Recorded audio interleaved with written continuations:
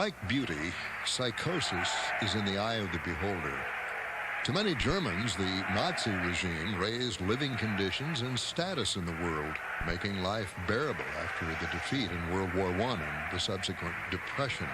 To millions of others, an entire nation had gone mad and produced the most appalling international crime wave in history. The Great War of 1914 had decimated Imperial Germany.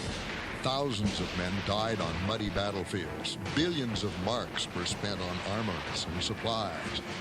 After Germany's defeat in 1918, the victorious nations ignored the pleadings of U.S. President Woodrow Wilson and demanded huge war reparations from Germany. The nation's currency became useless. Poverty and starvation was everywhere, and the German people seethed. A nationalistic political party rose under the leadership of an Austrian ex-corporal named Adolf Hitler.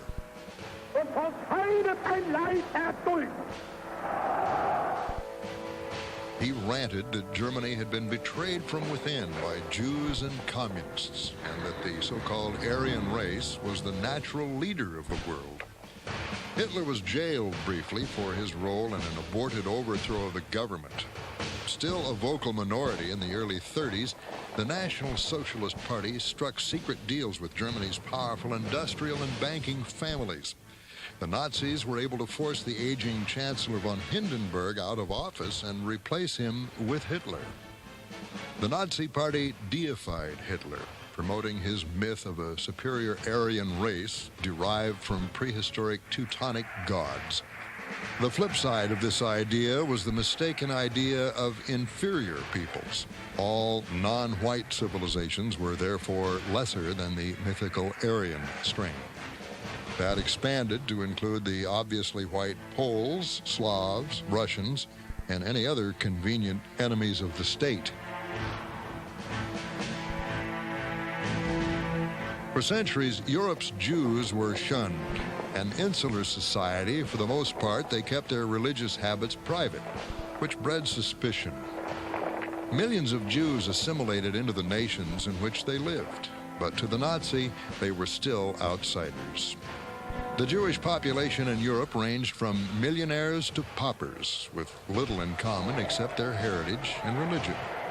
Still, to the Nazi, they were all somehow conspiring together. Blaming this fictitious Jewish enemy for the ills of post-war Germany was nothing less than crazy. The complex international affairs of Imperial Europe, the belligerence of Germany and Austria-Hungary, rampant nationalism from both sides, and social activism among disenfranchised peoples, all the complex reasons for war and revolution were pushed aside in favor of a simple, insane explanation. The Jew did it.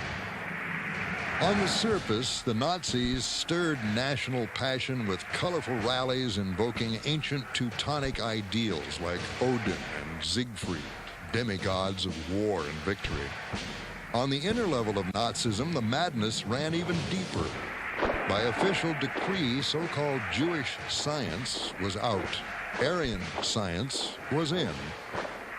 This opened the door for demented theories like the inner Earth, a secret world of Aryan gods inside the core of the planet. The Nazi regime spent millions of marks exploring the North Pole to find the secret passage to this non-existent location. Even archaeology had a political agenda. Nazi explorers sought the so-called Spear of Destiny, an artifact that would assure them of victory. Not every German believed this intricate psychotic fantasy. Not every German was anti-Semitic. Indeed, the arcane secrets of Nazi philosophy were unknown to non-party members, but millions turned a blind eye to the obvious national dementia, content to enjoy a healthy economy.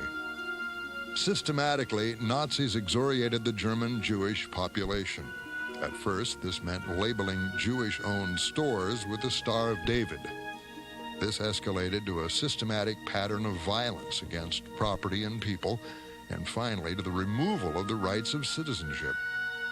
As Nazi power grew, so did their targets of hate. Gypsies, homosexuals, astrologers, communists, or anyone suspected of non-Aryan thought were arrested and expelled from the country or sent to concentration camps. Outside Germany, citizens of the world ignored the growing madness, and by ignoring the insanity, let it grow. American institutions such as the Chase Manhattan Bank offered millions to the nation, feeling that Germany's domestic policy had nothing to do with their ability to pay interest on a loan. Major corporations sold automotive and aeronautical supplies, ignoring their obvious use in warfare. Diplomats nodded politely when Hitler promised that he was only building up defense, not planning aggression. This morning, I had another talk with the German Chancellor, Herr Hitler. And here is the paper which bears his name upon it as well as mine. We regard the agreement signed last night and the Anglo-German naval agreement as symbolic of the desire of our two peoples never to go to war with one another again.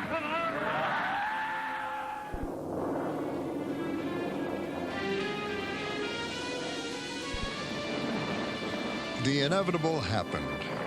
Germany waged war.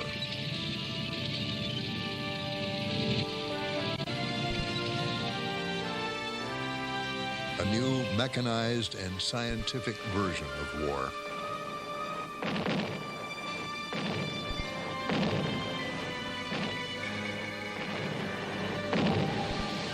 Assuming their Reich would last 1,000 years, the Nazis established breeding camps to breed what they considered pure Aryan children. Millions of prisoners in concentration camps became unwilling cogs in the war machine, worked to death in subterranean rocket assembly plants and munitions factories. In certain camps, the vast supply of human fodder gave Nazi scientists the chance for experimentation. Prisoners were injected with various poisons and viruses, while doctors calmly observed how long it took for them to die. Others sat in atmospheric chambers to simulate high altitudes. As the vacuum increased, the victim slowly smothered. These test results proved invaluable to the U.S. military in the 1950s. The source of the information was, of course, kept from the general public. Dr. Josef Mengele, in charge of genetic research, took sadistic delight in unspeakable experiments with children, especially twins. The Nazis arrived at a final solution to what they considered the Jewish problem: extermination. With inhuman expertise, technicians systematically attempted to eliminate the entire Jewish population of Europe. Hundreds of thousands of Jews were shot, but that proved a slow process. Gas chambers were erected within the concentration camps, euphemistically called showers. At first, carbon monoxide from car exhaust was the gas of choice, but German ingenuity crafted a fast-acting gas designated as Zyklon B. Prisoners were gassed by the score, by the hundreds, by the thousands. The system at the Auschwitz camp became so adept, 9,000 people were murdered every 24 hours. The uncounted dead were buried in mass graves or methodically cremated in industrial ovens. Gold fillings were routinely retrieved to help pay for the war. Hair became stuffing for pillows.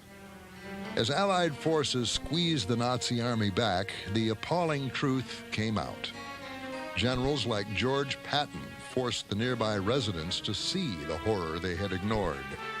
Some of the madness exceeded even official government insanity. The camp commander of Buchenwald and his equally unbalanced wife kept lampshades made of human skin.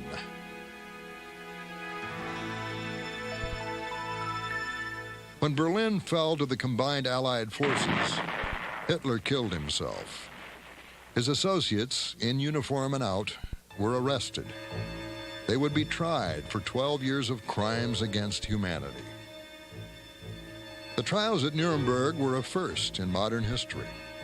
The principal architects of the Nazi regime were tried for a vast list of crimes perpetrated on their orders, against the citizens of the world.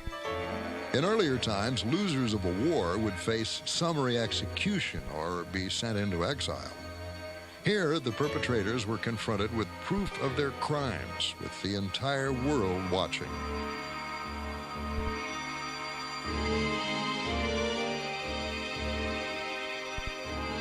Defense lawyers argued logically that actions taken by government personnel under the Nazi government were subject to Nazi law. It was a valid legal point. But the crimes of the Nazis were so unthinkable, so monstrous and far-reaching, they could not go unpunished. Hermann Goering, air minister and founder of the Gestapo, cheated the noose by taking poison. Others were hung or imprisoned. Considering the enormity of their crimes, the punishment scarcely seemed enough.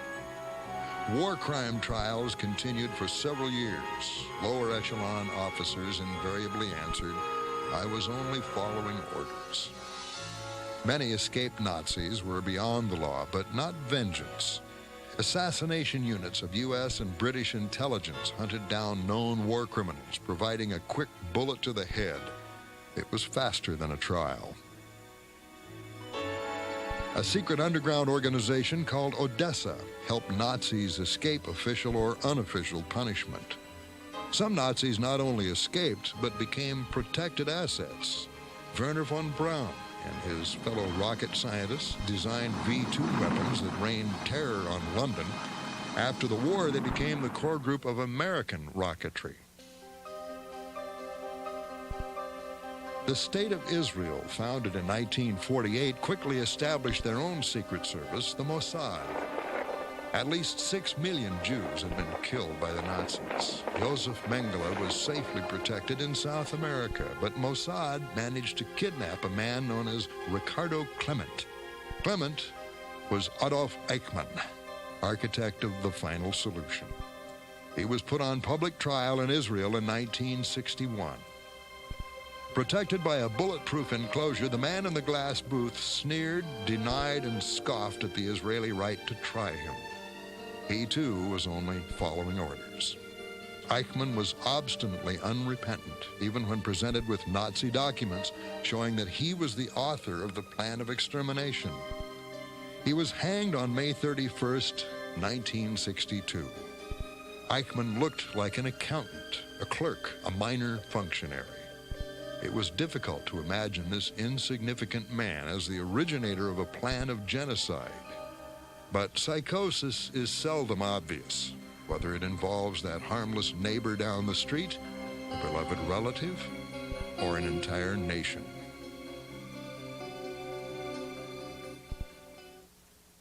John Gacy was a model citizen, a friendly entrepreneur, member of the Chamber of Commerce, politically active. Active in the local Democratic Party, he proudly posed with First Lady Rosalind Carter. He made extra money dressing up as a clown for children's birthday parties. But there was an edge to his wisecracking alter ego. Unlike most classic clowns, the lines of his mouth and eyes weren't rounded, but harsh, spiked, giving him a death's head image.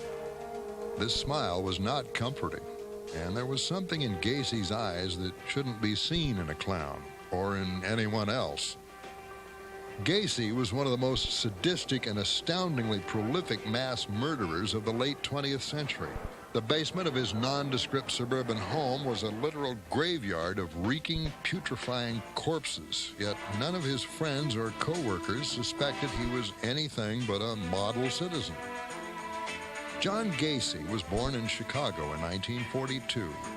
As a boy, he suffered emotional and physical abuse at the hands of his alcoholic father and underprotective mother.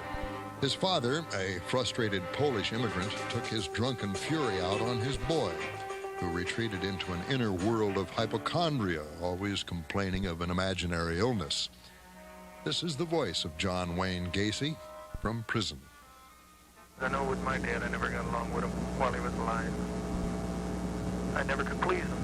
And of course, with him drinking and his Jekyll and Hyde routine, when he drank, he was a son of a bitch. You know, and I kind of stayed away from it as much as possible. But he always said you'd never amount to anything, and you're dumb and stupid and all that, you know. So I went out and made my own way. But he died at the age of 69. Of course, I had older parents, too. My dad was almost 40 when he got married. He was 38. My mother was 30 when they got married. So you can tell there's a great gap in age difference. My dad was 40 years older than I was. So it's hard to sometimes relate to that, especially he comes from the old country, you know, from Poland. And you just didn't argue with him. After high school, John Gacy attended business college and became a shoe salesman, compensating for his abusive upbringing by overachieving. The best salesman in the company, he still harbored self-loathing and a desperate need to be appreciated. He lied outrageously, habitually, weaving a fantasy life of achievements to anyone who would listen. Superficially, he seemed normal. He married a co-worker from Waterloo, Iowa, and moved to her hometown. In Waterloo, Gacy took charge of his wife's family business, a fried chicken fast food franchise. Married, motivated, and eventually a father of a son and daughter, Gacy was a pillar of the little community. He contributed money and his own time to the local Junior Chamber of Commerce. In May 1968, the secret life of John Wayne Gacy leaped past the facade of normality he had constructed.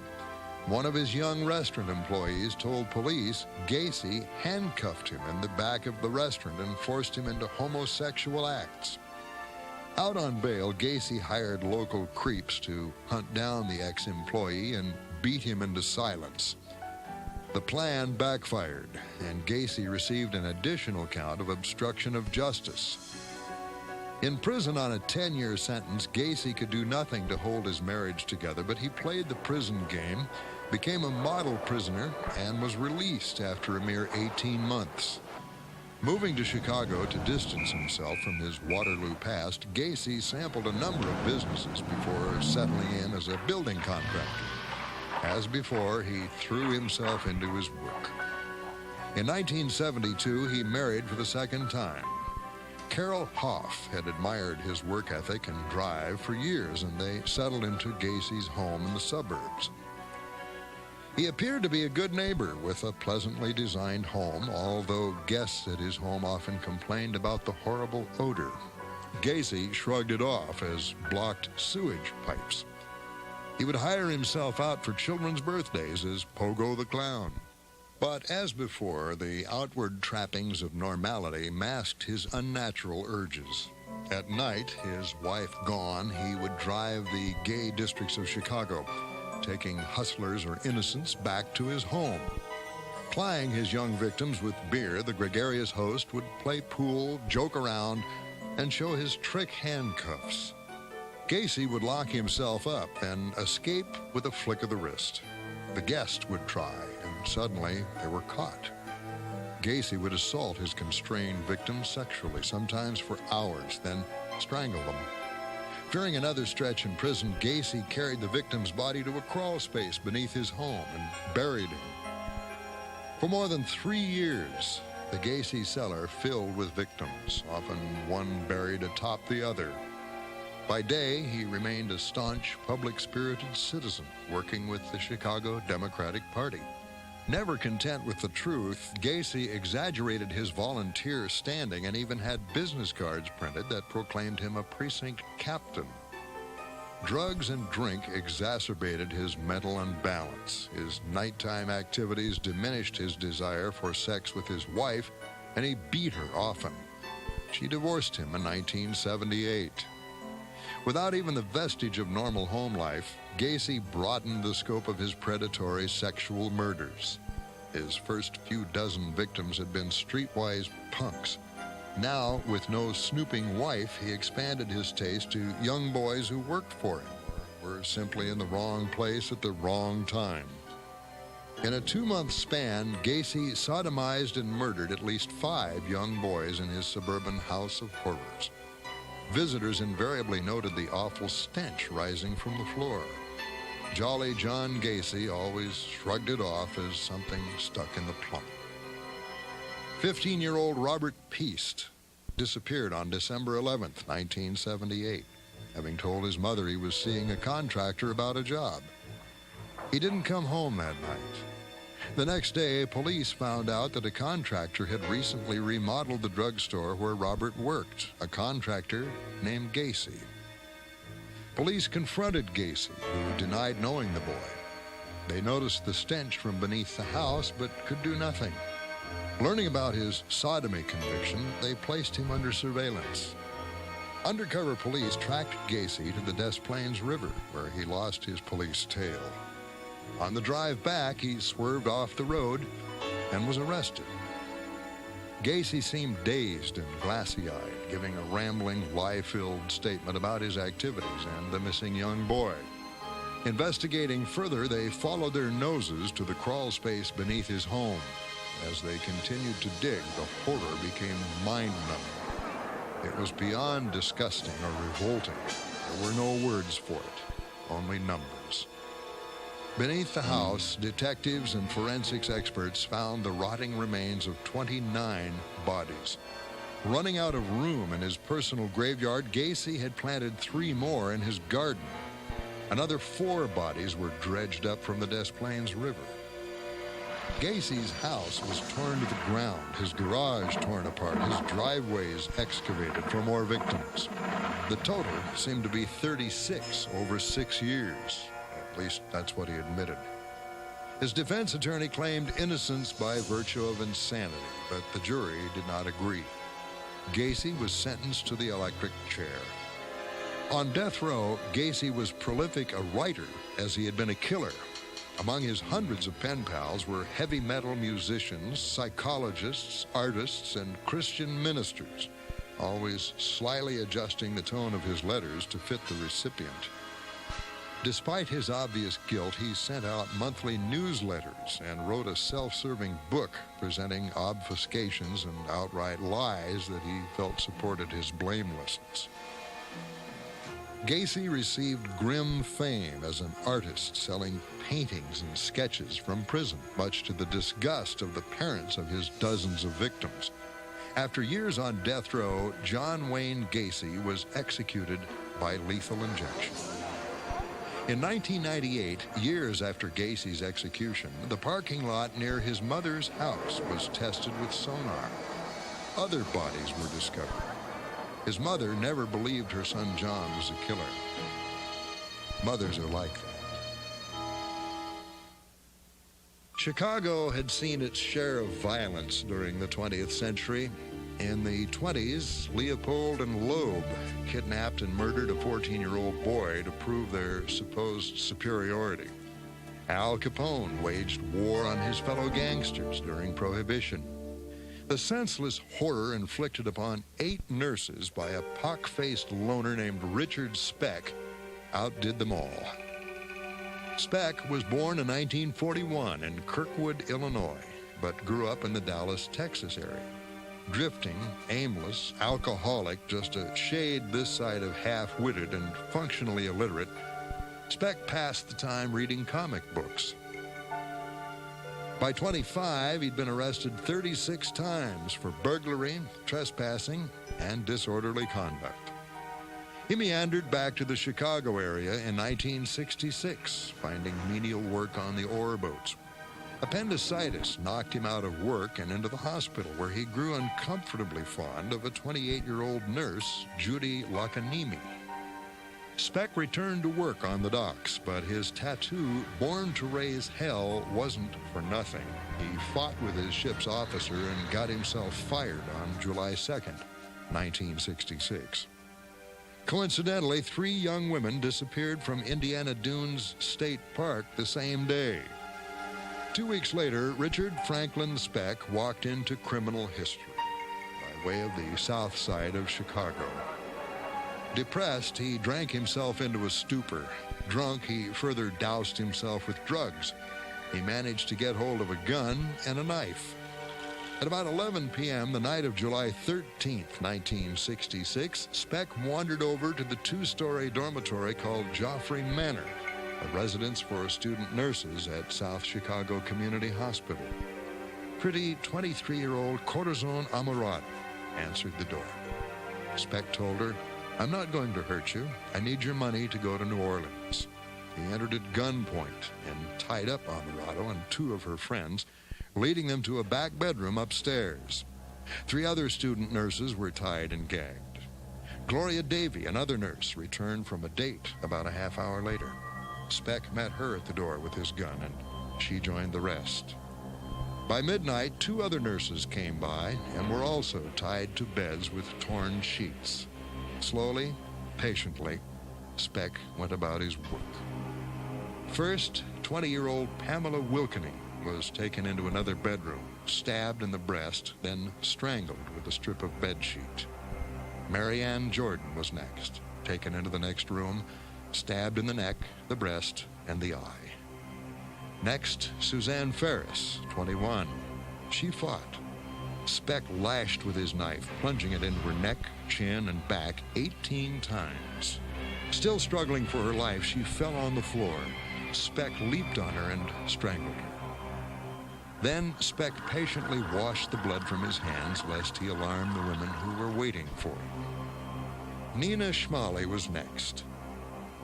20 minutes later, he led Valentina Passion and Marlita Gargullo into an open bedroom, stabbed and strangled.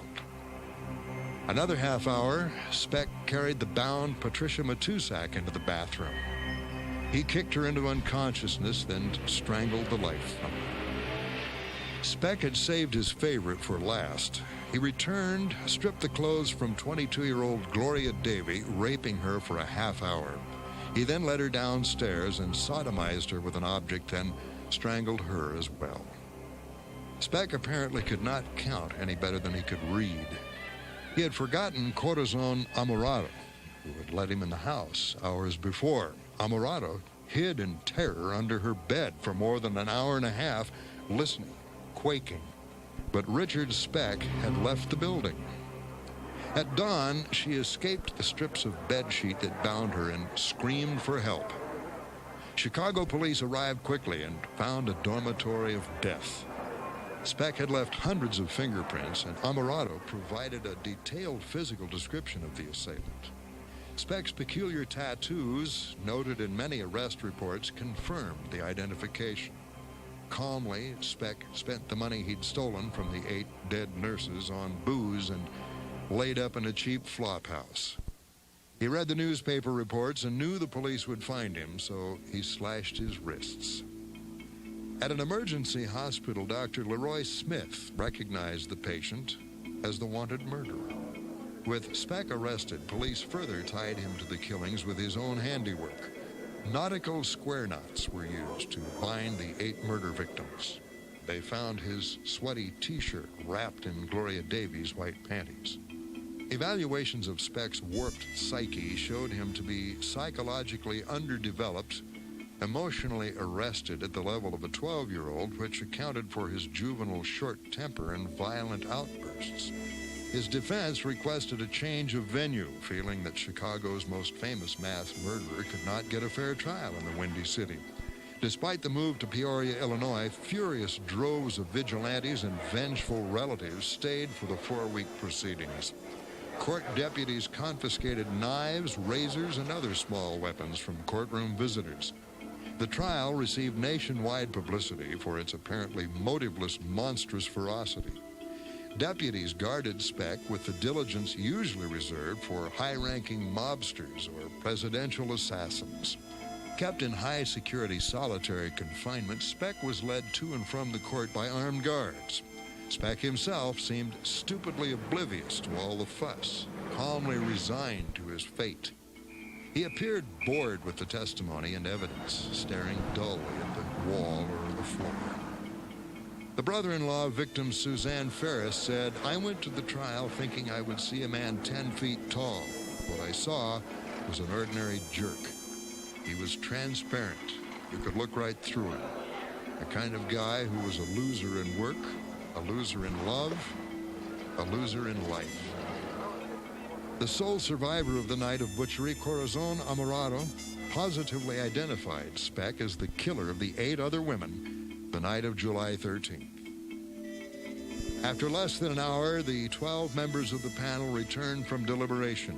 The foreman read, "We, the jury, find the defendant Richard Franklin Speck guilty of murder in the manner and form as charged in the indictment, and we fix his punishment as death."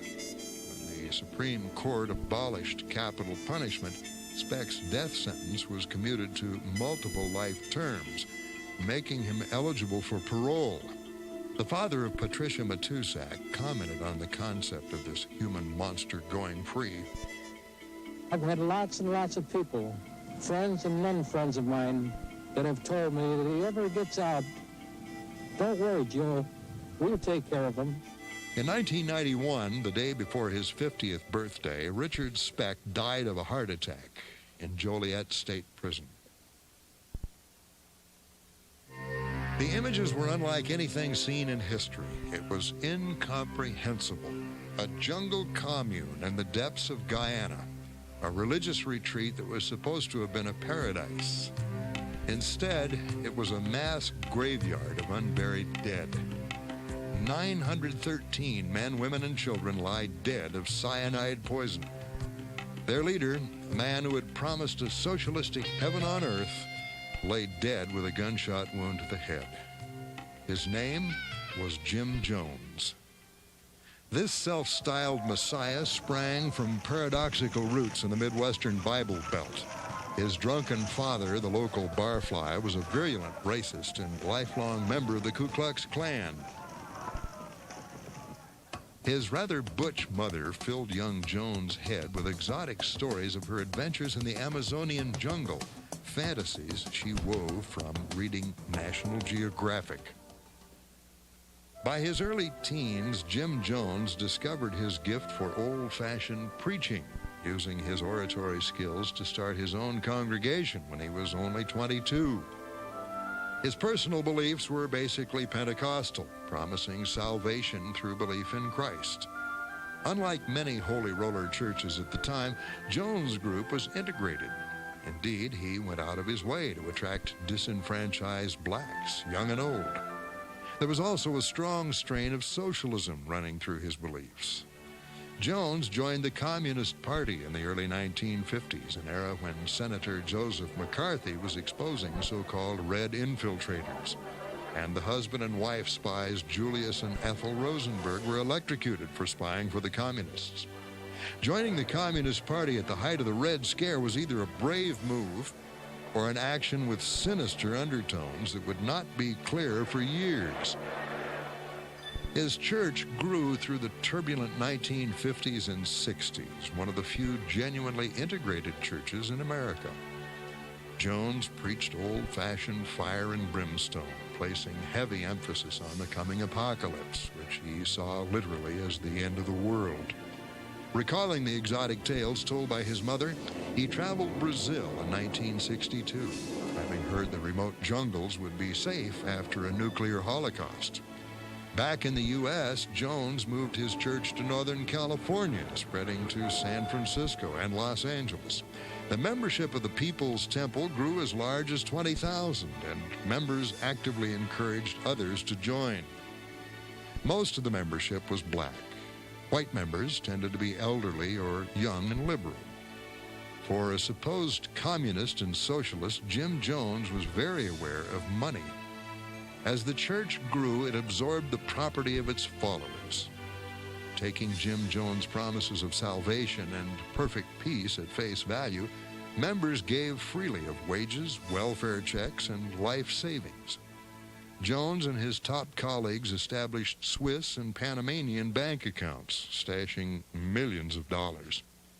Within the church, Jones became a dictator, demanding abstinence for members, but insisting on sexual favors from men and women of the assembly.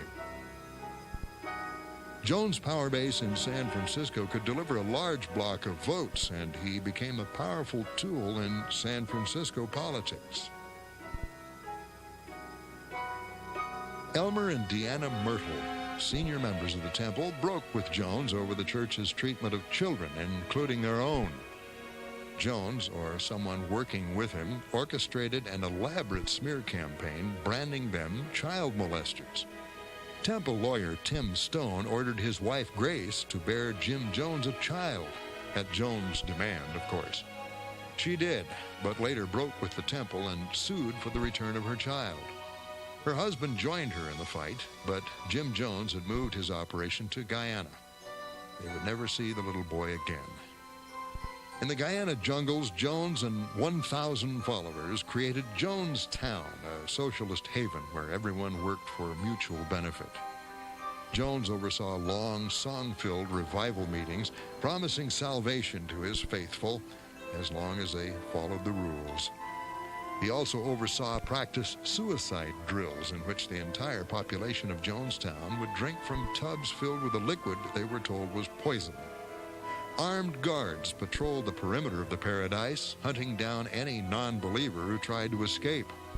Jones, of course, was above work. His sexual demands of young women and occasionally young men continued.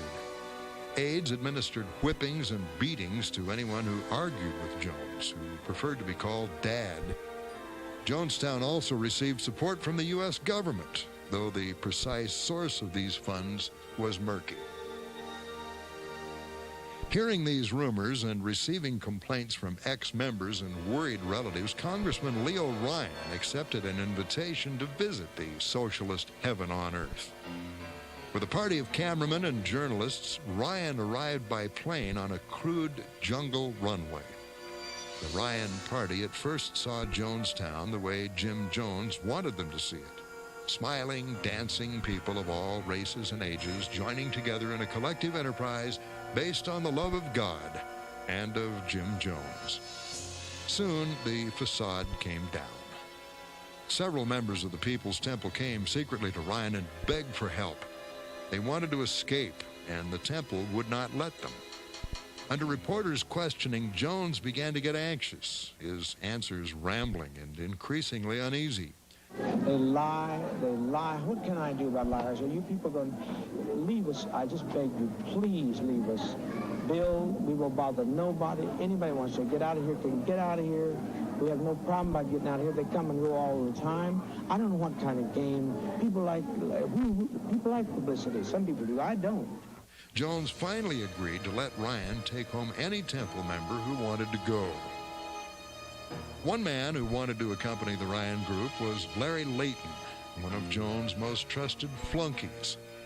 At the airfield, Ryan and his group waited to take off. A tractor and trailer from the People's Temple pulled up. Inside the plane, Larry Layton opened fire with a gun. Rifle fire rang out from the tractor. Congressman Ryan was killed. Photographer Greg Robinson from the San Francisco Examiner was wounded, as was NBC video cameraman Robert Brown and reporter Don Harris. People's Temple assassins then shot the wounded man in the head. Some temple defectors fled into the jungle. The murderers returned to Jonestown and reported. Jones assembled his entire group and told them the time had come. 2 50-gallon drums of Kool-Aid were prepared with a lethal dose of Valium and cyanide. Over the next hour, while audio tape recorders ran to memorialize the event, Jones exhorted his followers to trust him. The mass suicide was necessary, he said. The evil forces in the world would soon come in and destroy them all. Mothers held their children while cyanide was squirted down babies' throats. People groaned and screamed in fear and agony. Suspiciously, a government agent was in Jonestown during the mass suicide and did nothing to stop it. The government agent, a CIA attaché, was one of the last to leave Jonestown. Word of the mass suicide reached official channels long before outsiders discovered the 913 corpses. The worldwide shock of the mass murder and suicide at Jonestown established a benchmark in cult activity run amok. Charismatic leaders who demanded absolute obedience were a common theme in eccentric cults, though none in recent history had such deadly results. What was the odd connection to the U.S. intelligence community? Jim Jones as a secret agent seemed unlikely. But as a CIA asset, a person working with the CIA, either knowingly or unknowingly, he had potential. As the keystones of a church based in the inner cities of San Francisco and Los Angeles, Jones could funnel information to bosses working in Washington. As crazy as this sounds, it was common practice with the FBI and CIA to infiltrate civilian groups such as the Black Panthers and the SDS to keep tabs on so-called radicals. And often the government plans instigated violence themselves. Could the People's Temple in Jonestown have been some strange social experiment gone awry? A secret test to see if socialism could work with Americans? Or even a plan to deliberately sabotage socialism in the eyes of the world? But Jim Jones wasn't a socialist or a communist at all. Publicly, he espoused socialist ideas, but privately, he behaved more like Hitler than Lenin, more interested in collecting money and power than spreading a gospel of love. Whatever the reason, unthinkable government conspiracy or paranoid religious psychosis, Jim Jones was responsible for the deaths of 914 people. White, black, Asian, old, young, infants, men, women.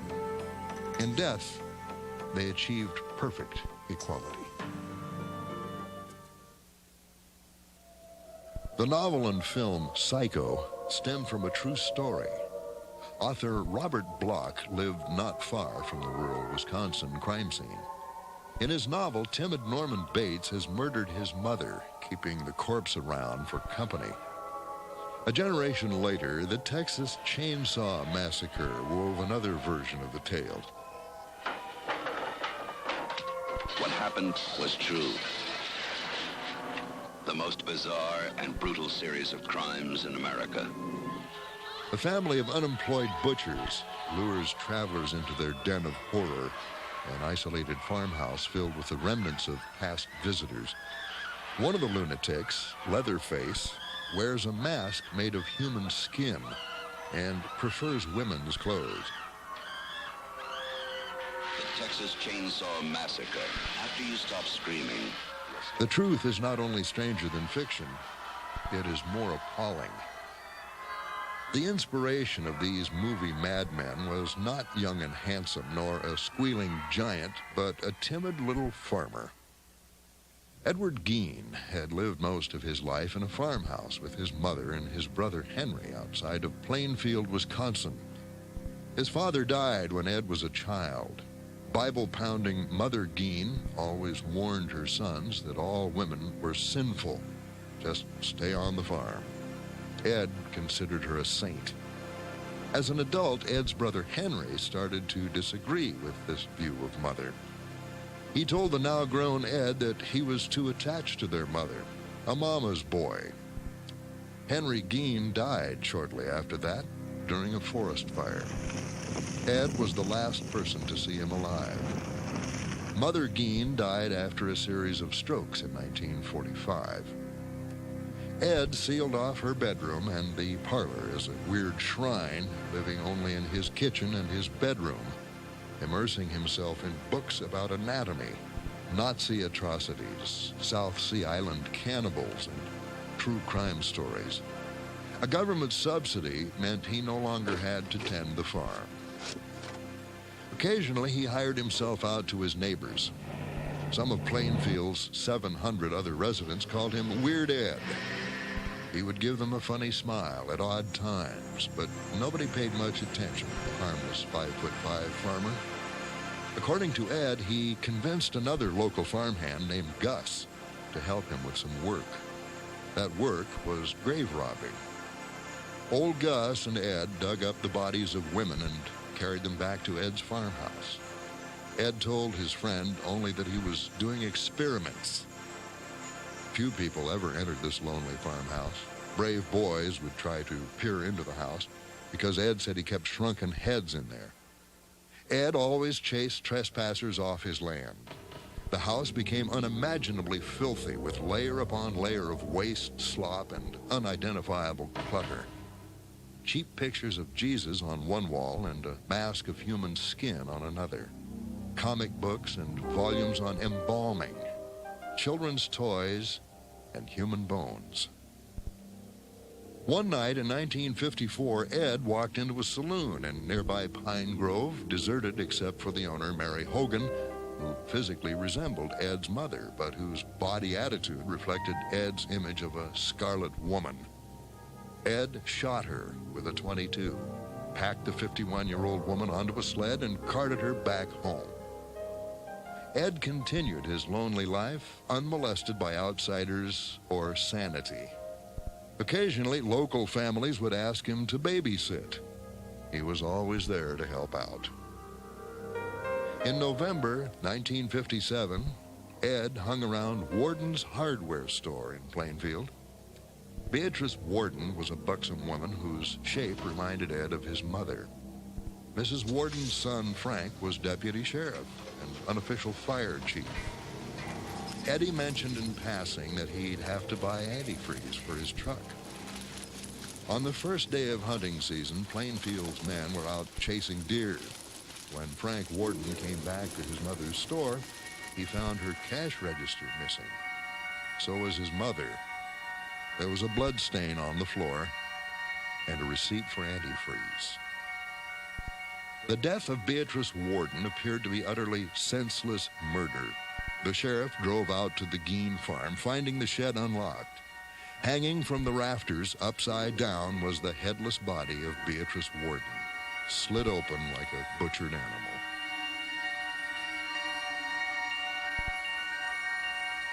Gein quietly went into custody, and the full horror of his house came to light. Investigators prowled through the rooms of the filthy Gein home. On the stove was a fresh human heart in a pot, ready to be cooked and eaten. The tops of skulls were hollowed out, used for drinking bowls like the ancient Vikings. Human organs were kept in the icebox. Furniture had been reupholstered with human skin. In a box were Ed Gein's collection of female sex organs, cut from the corpses he had dug up. There were 9 face masks peeled from the heads of the dead. One was identified as Mary Hogan. Vests and leggings sewn together from the skin of cadavers were found. As near as anyone could reckon, there were a total of 15 bodies. In custody, Ed Gein quietly admitted to his ghoulish habits.